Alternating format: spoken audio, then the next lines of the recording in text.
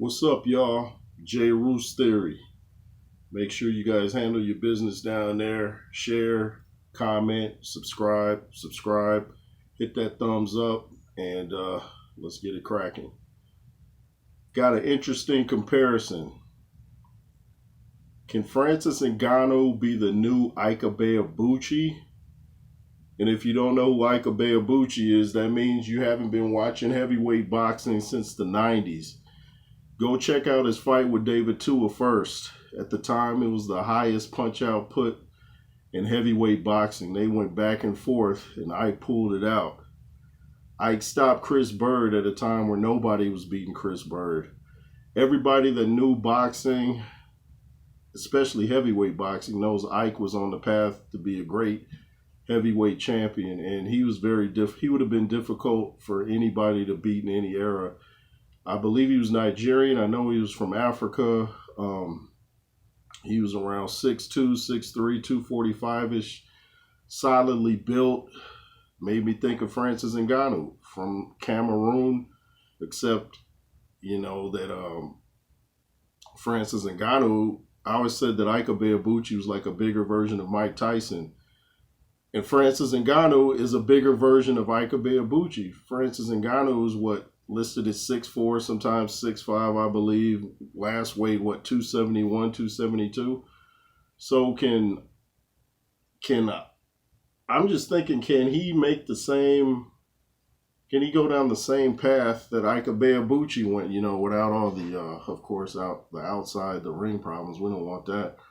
But I'm saying, I believe Francis Ngannou can make a lot of noise in the heavyweight division because, for one, he's solidly built. He's got a long reach. He takes a great punch. Tyson Fury looked like hit him with a deliberate elbow, and he just ate it up like nothing.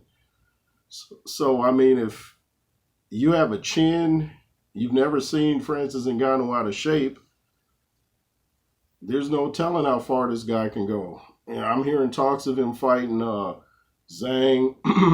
Eddie Hearn, I believe, was talking about potentially an Anthony Joshua Ngannou fight. And I'd be willing to see him fight anybody, even if it was someone like Hellenius. I think Dillian White and Derek Chisora might be a good test for Ngannou.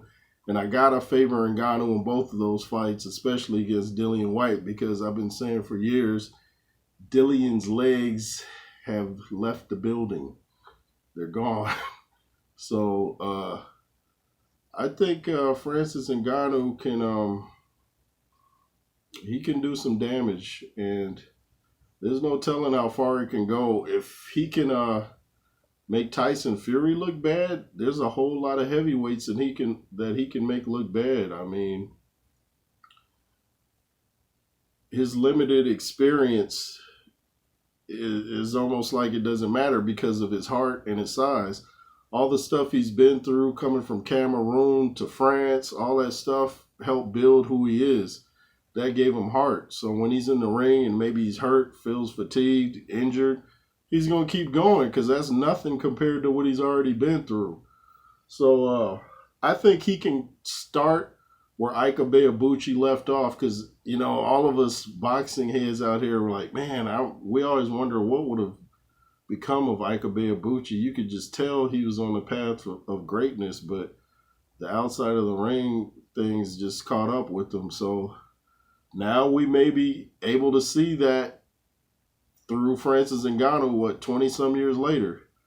So we'll see what happens. But if you don't know who Ike Ibeabuchi is, like I said, go check out his fight with David Tua, Chris Bird. The guy was solid. Francis Ngannou solid. So, yeah, I think you guys will really look at Ike Ibeabuchi's fight and start noticing the comparison.